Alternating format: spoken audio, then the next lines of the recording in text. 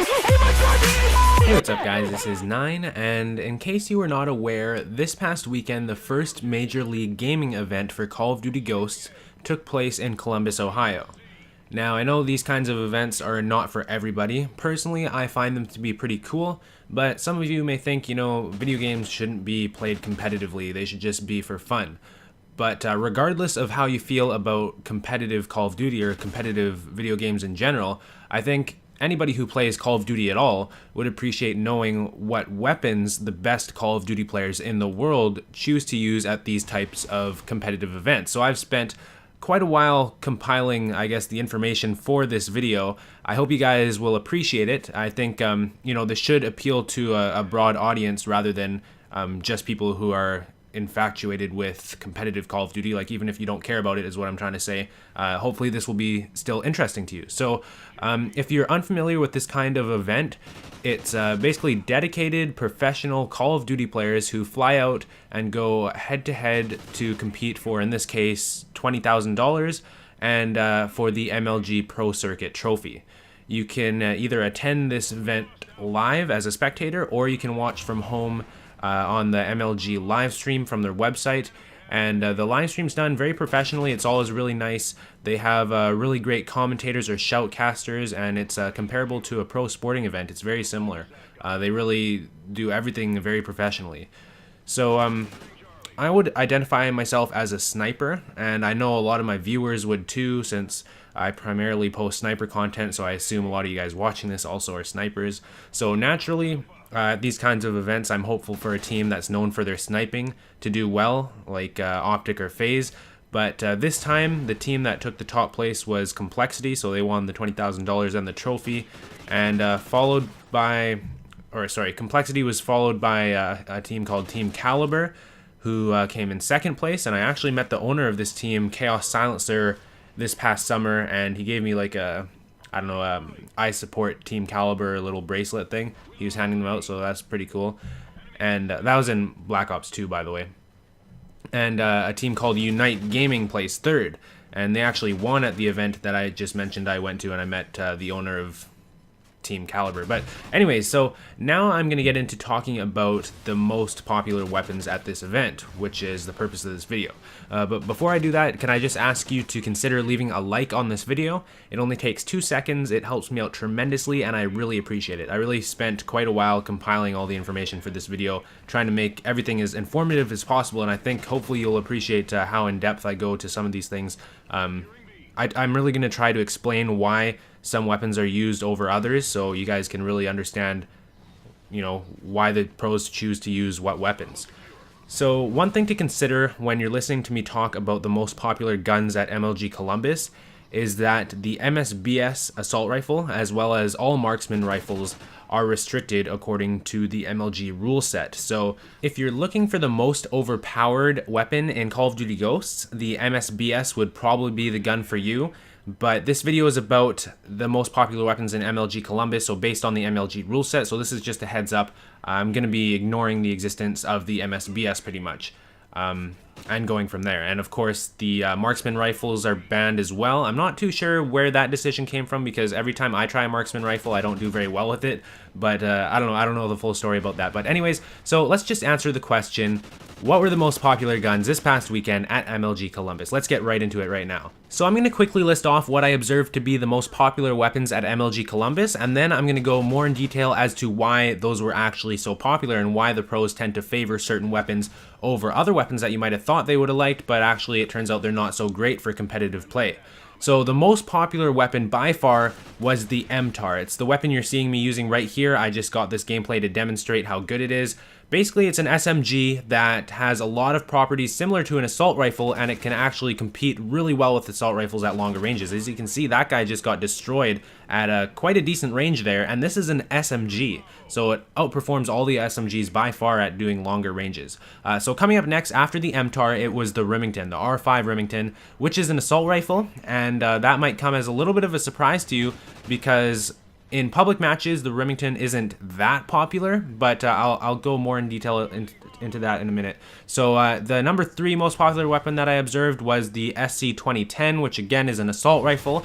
And then after that, I saw a little bit of the Bison SMG, which it wasn't that popular because it's really a close range kind of weapon, and there's different situations where it can come in handy, but for the most part, it was usually better to just use an MTAR. So the Bison made an appearance every once in a while, but in the SMG category, really, it was dominated by the MTAR.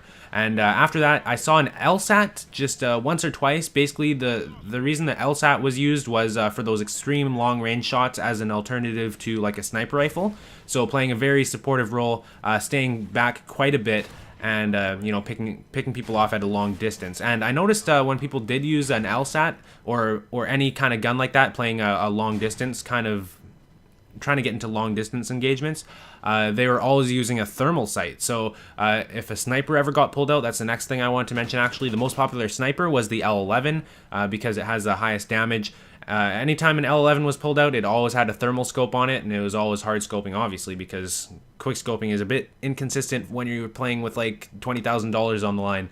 And the USR was second most popular sniper rifle, I guess you could say, but really sniper rifles don't really end up being useful very often in competitive play. Like every once in a while, depending on the map and the game mode, every once in a while you'll see a sniper rifle get pulled out, or sometimes as an alternative it'll be the LSAT. But yeah, so anyways, those are what I saw to be the most popular weapons. So now let's go more in detail into why those weapons are favored by pro players. So keep in mind for competitive play that teams are made up of 4 players each. Everybody is playing different roles, so some roles, like the player who is always playing the objective, an SMG is probably more practical, whereas for a supportive role, maybe an assault rifle, or you know, depending on the map and the situation, maybe a sniper rifle or even an LMG would be better. So I want to start this off actually by comparing the AK-12 assault rifle, which I didn't mention here, and the R5 Remington. So the R5 Remington was the second most popular gun as far as I saw,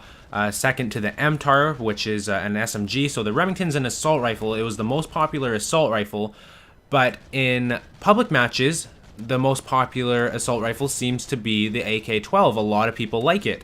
I'm not sure if it's technically the most popular in public matches, but it does seem like a lot of people like the AK-12, so I think a lot of you are probably surprised that maybe the AK-12 didn't make it onto my list here of what I saw at MLG Columbus. So the reason pro players favor the R5 Remington over the AK-12, which is super popular for pubs, is because the damage drop-off for the R5 Remington starts and finishes 30% further than the damage drop-off for the AK-12. That means that the R5 Remington's bullets, while starting off weaker, which you could probably tell just by using it, that the bullets are weaker when they first start off, they actually carry better than the AK-12's bullets, so they do damage better over a distance. The R5 Remington also has a reload time that's 25% faster than that of the AK-12, and on top of all that, the R5 Remington features a 12% lower horizontal recoil and 20% less downwards recoil than the AK-12, so all around pretty much less recoil, and the recoil actually centers faster, so when it does jut out to the side quickly, it gets back to where it started faster than it does with the AK-12. So as a quick summary of this comparison between the R5 Remington and the AK-12, the AK-12 is an assault rifle that has properties similar to that of an SMG. So while it's obviously still an assault rifle, it kind of explains why it's so popular for public matches, because you don't have the luxury of professional teammates calling out the enemy's locations and getting your back to make sure that you don't have to deal with any close range engagements when you're using an assault rifle. There's a lot more teamwork that is just not an option in an average public match. So I guess that could explain why the AK-12 is so popular in public matches and not in competitive. While alternatively, the R5 Remington can be described as more of a true assault rifle because it kind of sucks at close range, but it really excels at medium to longer ranges because of the smaller damage drop-off, like I was talking about. The bullets carry better over a distance. So it's not really a one-man army type of gun. You can't do it all yourself with the R5 Remington as easy as you could with the AK-12. But if you are working in like a good teamwork environment with obviously professional players in this case, the R5 really shines. So now for the last few minutes of this video, let's talk about the MTAR, which I said was the most popular weapon overall at MLG Columbus this weekend. It's an SMG, which is incredible that an SMG can perform this well at medium to long ranges. And in this video, I'm using the MTAR with a muzzle brake attachment, so that means it's actually 3 shots to kill for a little bit longer than it usually would be. So usually the MTAR is 3 shots to kill or 4 shots to kill at longer ranges. But with the muzzle brake attachment, it increases the range of the 3-shot kill. So you'll notice I'm getting kills a little bit faster at longer ranges in this video. But anyway, so just so you know that I'm using the muzzle brake here. So what the MTAR does is it basically bridges the gap between an SMG and an assault rifle. Like I said, the AK-12 is kind of like more on the SMG end of the assault rifles class. The MTAR is kind of on the assault rifle end of the SMG's class.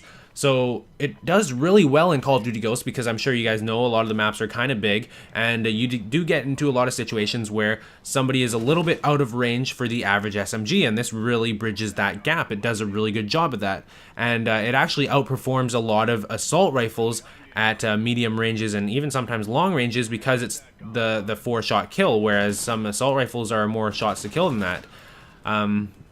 But anyways, the MTAR is a popular gun in competitive Call of Duty for a good reason. I mean, the 3 to 4 shot kill, and it has a way better time to kill at long distance than all of the other SMGs by a long shot, and like I said, even some assault rifles. So that's what really makes a great competitive gun, when you can really hold your own at close distances, and you can also put up a fight at longer distances with an SMG. That's really the characteristics that's always made a good competitive gun in Call of Duty. So anyways, I hope you guys enjoyed this video. I put a lot of effort into compiling all this information and getting everything together for this video. If you could take 2 seconds to hit that like button, I would really appreciate it. Let's see if we can get this video to 1,000 likes. That would be amazing. If you're new around here and you made it all the way to the end of this video and you enjoyed this, make sure you subscribe, and I'll see you tomorrow with a new video. Peace.